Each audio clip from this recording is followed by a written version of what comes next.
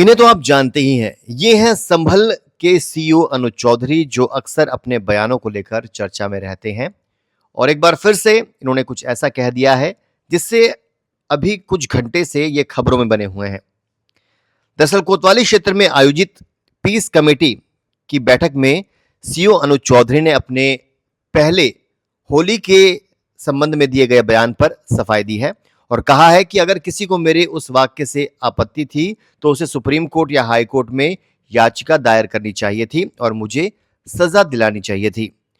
उन्होंने ये भी कहा कि उस दौरान ये बात मैंने हिंदू और मुस्लिम दोनों पक्षों के लिए कही थी। उन्होंने बैठक में कहा कि अगर आप ईद पर सेवैयां खिलाना चाहते हैं तो आपको होली पर गुजिया भी खानी पड़ेगी। उन्होंने जोर देकर कहा कि समस्या वहीं आ जाती है जहां एक पक्ष त्योहारों में सहभागिता के लिए तैयार होता है और दूसरा पक्ष इससे इनकार कर देता है। यही कारण है कि सामाजिक सद्भाव में दरार आती है। अनुज चौधरी ने कहा कि उनका उद्देश्य किसी भी प्रकार की नेतागिरी करना नहीं है, बल्कि जहां उनकी ड्यूटी होती है वहां शांति बनाए रखना उनकी प्रायोरिटी है, प्राथमिकता है।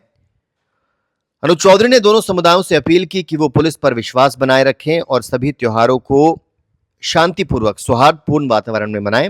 उन्होंने मुस्लिम समुदाय के लोगों को अलविदा, जुम्मा और ईद की बधाई दी और कहा कि सभी त्योहारों को मिलकर शांतिपूर्ण तरीके से संपन्न कराना हम सब की जिम्मेदारी है।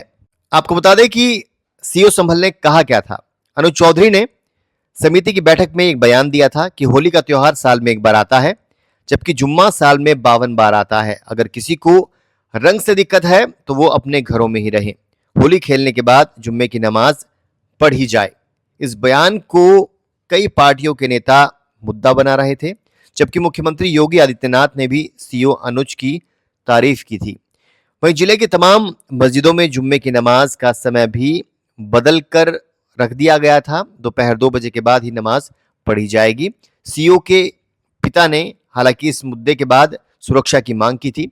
सीईओ के पिता चौधरी बृजपाल सिंह ने कहा था कि मामला पाकिस्तान और आईएसआई तक पहुंच गया है, जिससे उनके बेटे को जान का खतरा हो सकता है, इसलिए उन्हें सुरक्षा मिलनी चाहिए।